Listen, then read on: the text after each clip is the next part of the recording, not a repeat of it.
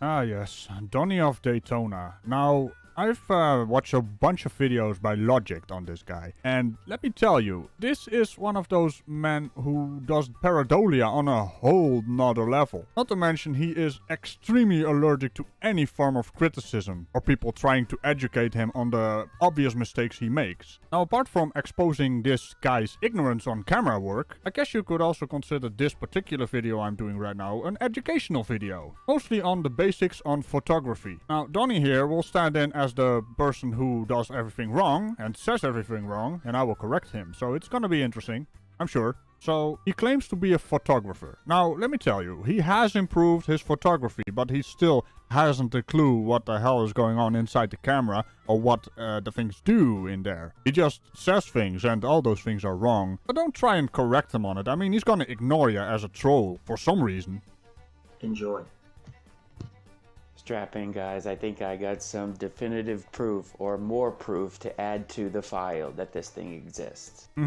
So, those two pictures are completely different. I'm not even sure what the reference is for the other picture. I mean, I guess it's some video somewhere, but it would help if you actually get a link in your description to the picture you take. So I'm guessing it's either a solar array, or now that I actually look at it, it looks more like a telescope mirror. But hey, let's have a look at your fancy picture here and see what's wrong with it. So that mirror array for telescope mirror on the right there is a completely different shape as your fancy blob on the left. First of all, your blobby shape in the left side is a hexagon, while on the other side we have a dodegon. And that's not even mentioning its shape is really irregular compared to the straight lines of your hexagon on the left there. And where exactly is the middle hexagon on the solar array on your blobby thing? It's not there now, is it?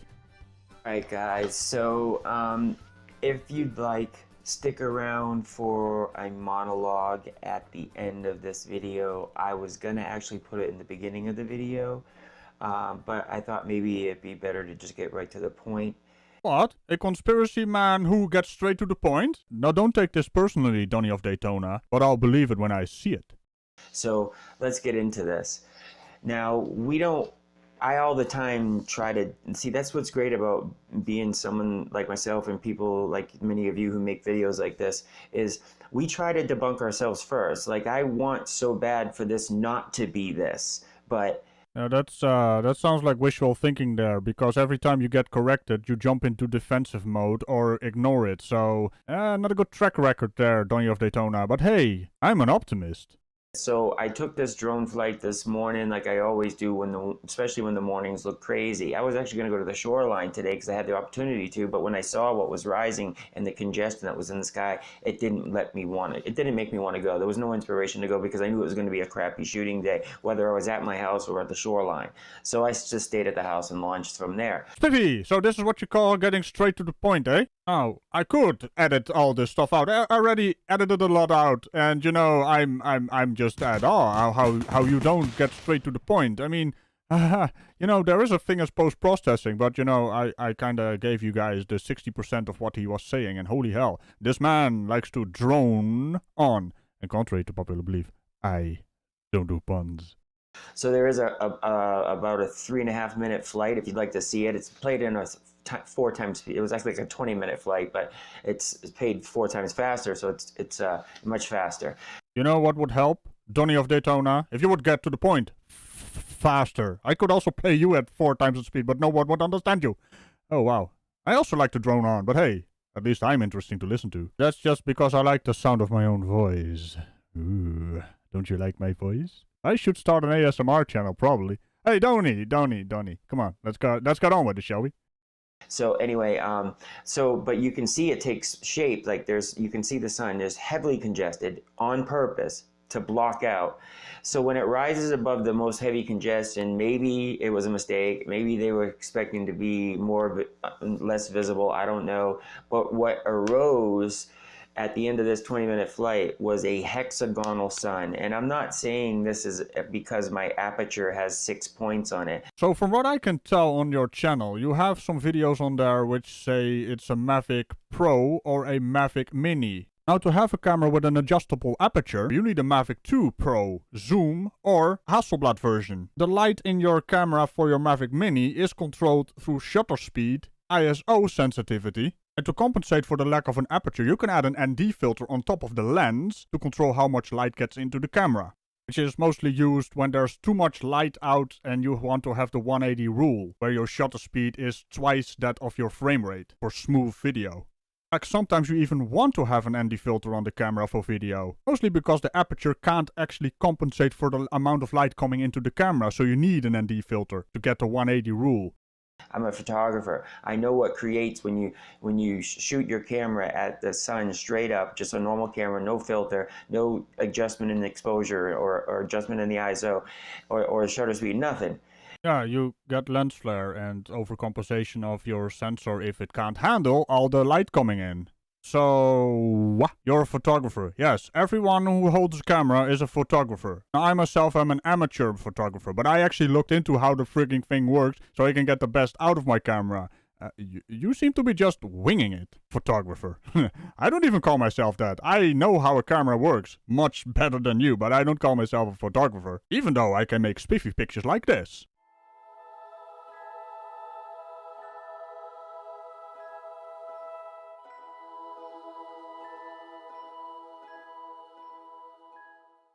Or this, which was shot with my Pareidolia. And you better believe it, I took this opportunity to show off my fancy skills here.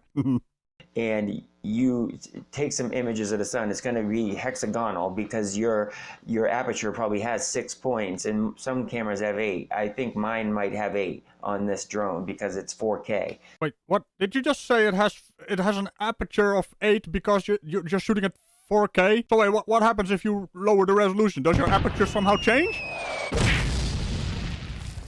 So it has more aperture, but anyway. Wait, what? No! More points to the aperture, and all that is how big the iris opens to let light in to the image and create the picture.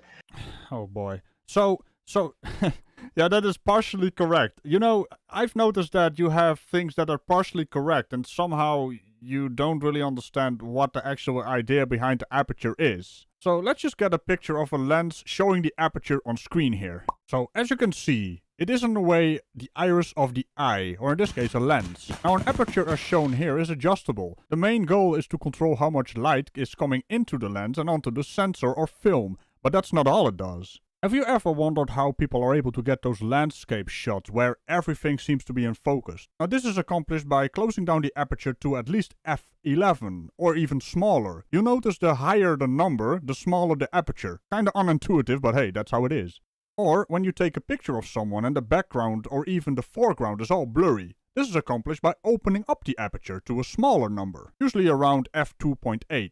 This effect is called depth of field, which simply translates into smaller aperture, more stuff in focus, larger aperture, less stuff in focus. And technically it's not really the focus, but it's just what is blurry and what is not. Also, the blurrier you want the background to be, this is also why you need ND filters during the day for video content. You need those to have more control over the shutter speed. This is something you want to be twice as fast as your frame rate for that 180 rule for smooth video. For example, 30 FPS video requires a 1/60th of a second shutter speed. Now there are exceptions to the rule of course, for specific effects, but this is the rule of thumb. Now there is one more thing to note about the aperture. Any highlights in the blurry parts of your picture will show up as blobs, and these blobs take the shape of your aperture. So if your aperture has 6 blades, they will show up as hexagons. If your aperture has 8 blades, they will show up as octagons, and so on. And there's also lenses that actually have curved blades, so the highlights are less jaggy. And how pronounced these highlights are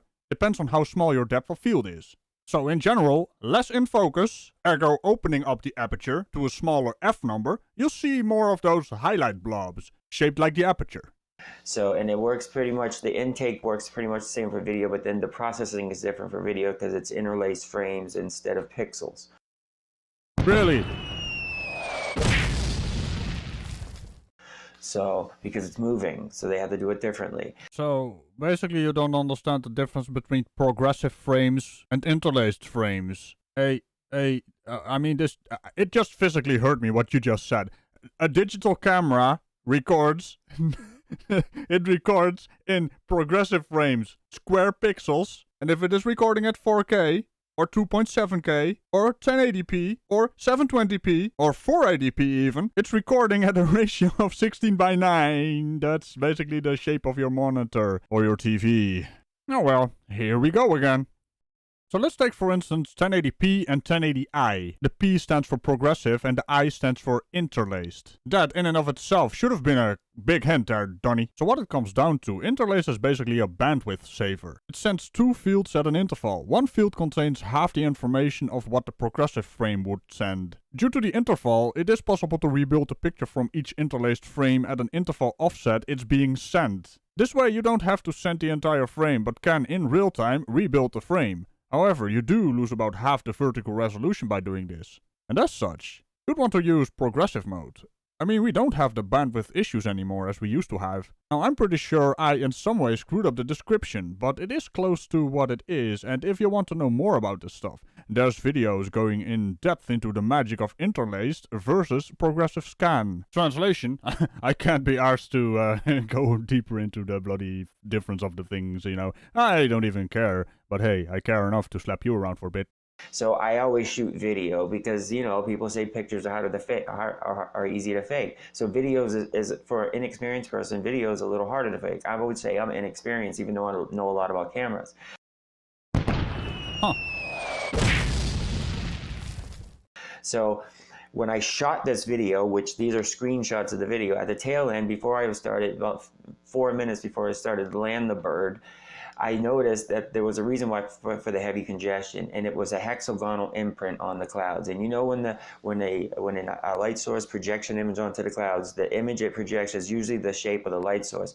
That's why we often see round halos, because maybe what we're seeing is an image from a real sun or the biblical sun and moon. All right, let's get to for fuck's sake. So because you think there is some kind of hexagonal shape there, it's projecting it on the cloud. It's just because of the shape of the cloud that it is projecting some kind of hexagonal shape. It looks more round to me though, but hey, maybe my pareidolia is not up to snuff, eh?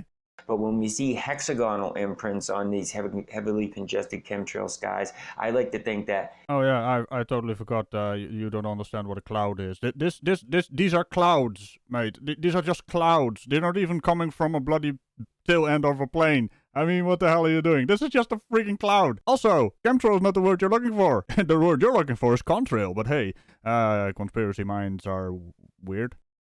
It may possibly be a simulated light source, like the patented one that I showed in an image here. Oh man, what the hell? Is this just a picture you took of some kind of light somewhere? Give us some more information. I mean, you constantly keep spouting nonsense. We might want to have some more information about your nonsense. I mean, at least link us up or something. This is me assuming you took the picture and uploaded it on, well, somewhere. I'm guessing YouTube, your channel, somewhere in the video, hidden somewhere, you know, somewhere. That we've all seen before. Now, Donny, I don't want to be a party pooper here, but they don't look anything alike. They literally look like two different things. If something has a vague shape to something vague that is vague, you are so vague, Donny. Why are you so vague? Are you not even in focus, mate? And with that, I mean you yourself, not actually you. God damn it. You're even making me do the weird thing now. These things do not look alike, Donny. Now this is where it's going to get crazy. Look at that. Donny came back in focus. Also crazy? Really? And what exactly do you call the last 13.5 minutes? Look at these pictures. These are just, like I said, screenshots. Can you see how not only it's leaving a hexagonal imprint like on here, like you can tell that's a hexagon, but even the extensions of the rays create a hexagon. Look up there. I'm not joking. Watch. Do you see it now? Look at. Let me draw it better so it's not all sketchy. Okay. Let's not, shall we? Let me help you out there. I mean, what the hell is this even? Oh, hey, if you actually ignore the glow of the sun, you can see some kind of hexagonal shape. I don't see the bigger one though, Donny, but hey, maybe your pareidolia is more advanced than me. Probably. But here's the kicker. You can also draw a circle. I mean, it's clear you're just seeing things that are not there because you're starting from some kind of conclusion that this thing somehow is this thing, which doesn't even look like this thing, because it is not this thing. Hey, you Spiffy still with me? Because I kinda lost track here, because Donny is gonna Donny. Okay, you see a hexagon sun. No, no we don't. And I'll be right back. This is a possibility. The more I've been seeing it, the more you can look at it. I've been seeing it at the wee hours of dusk. The sun is already set. Those last hour where it still looks like there's light coming from that direction, you can see this. It appears to be, I've been calling it black goo. It's some type of chemical spray, aerosol spray, probably done at altitudes. I haven't seen planes delivering it, but it's black.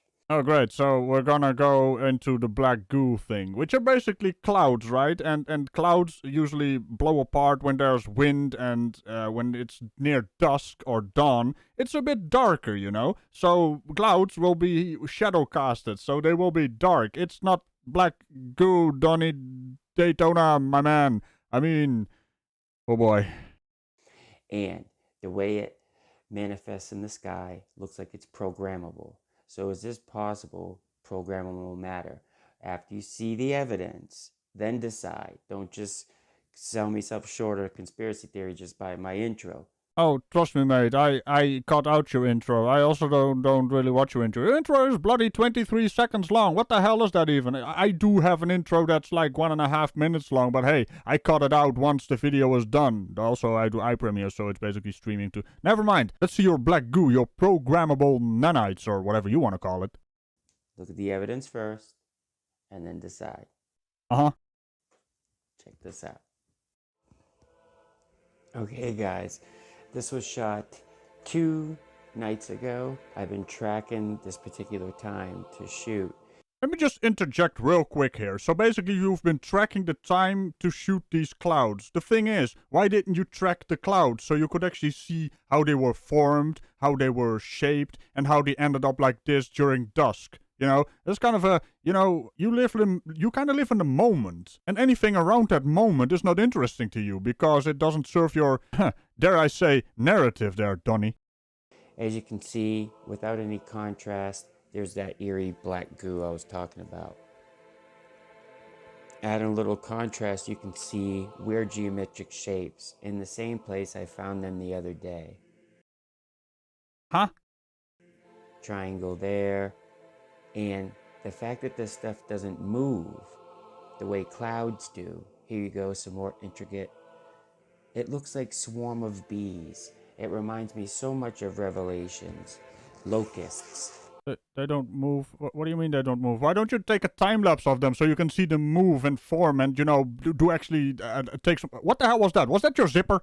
Locusts. Hey, calm down here, Donny. I mean, I run a family-friendly show here. You even have me flustered right now. Holy hell. Put hands above the table. Hands above the table, everyone. What the hell, Donny? I mean, that's...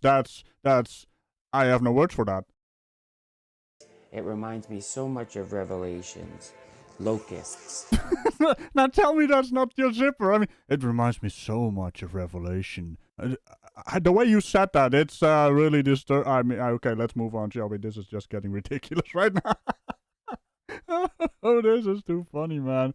Oh boy. Oh yeah, I deserve that. Well, actually, he does.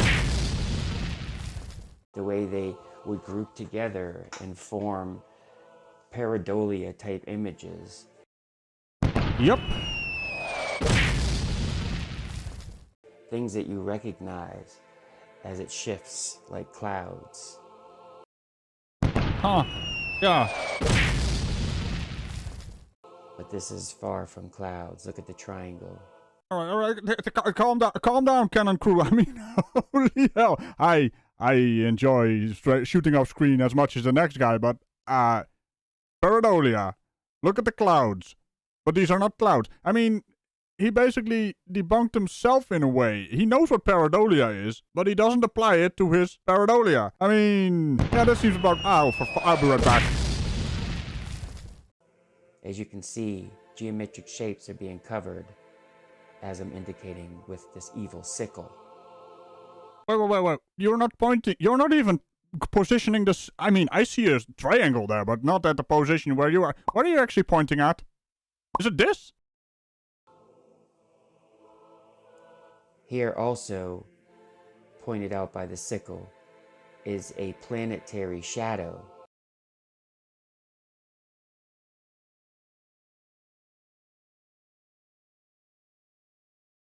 What? What? What the hell is he on about? There's nothing there. There's nothing there. Here's where I blow your mind. This was from the other day, in the exact same place, a planetary image displayed by the sickle. There's nothing there. Donny, there's nothing there. What are you doing? Maybe you have a smudge on your monitor or something. I don't understand. What the hell is Maybe you need to clean your monitor. There's nothing there. And also, the triangle. There is no triangle there. There is no triangle there. Okay, Google. What does it mean when you see things that aren't actually there? That would be a hallucination. A hallucination involves seeing, hearing, smelling, or tasting something that doesn't actually exist. Hallucinations can be the result of mental health problems like Alzheimer's disease, dementia, or schizophrenia, but also be caused by other things including alcohol or drugs. Yeah, I was gonna go for Pareidolia, but this guy is doing something else. He's actually seeing things that are not there. He's not seeing just patterns. Ragical. Well, you wouldn't be talking to Donny of Daytona. Well, as a matter of fact, I am. You might want to abort mission. What do you mean? We're almost done here. Well, don't say I didn't warn you. Uh-huh. Well, judging from the amount of face palms, you might be correct. Hey, thank you, Google. You're certainly very welcome indeed. 2 days in a row of this programmable matter hiding the same shapes, that perfect circle and that perfect triangle. They're in the same exact places, guys. You can go back and watch, but that is amazing. This has got to be the nanite bytes or nanite programmable matter that everyone's been talking about. It's got to be. Or you know, clouds. Clouds, Donny. They're clouds. Now, if you actually were to follow the cloud and see it form and then end up in this kind of shape, you would know it's a cloud. Oh, I mean, god damn it, Google was right. Damn straight. Fine. Donny of Daytona. I will sentence you to become a... And it has a specific task. Oh, rude. He's interrupting me, guys. Obviously, it's hiding some type of sphere and triangle. Where are those geometric shapes coming from? Well, Obviously your warped mind. Holy hell. How does it feel to be burned by Google Girl? And on that note, I sentence you to become a jester in the Order of the Sillies, Donny of Daytona. I do hope you enjoy your stay. Might want to stay away from the Pret, though. He's a bit smelly. And as for you, Spiffies, you know the drill. Tickle the bell and I'll bounce around it and I will see you in the next video. Bye-bye.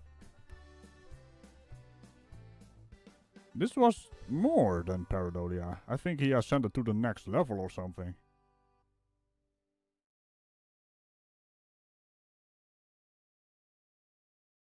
Thank you.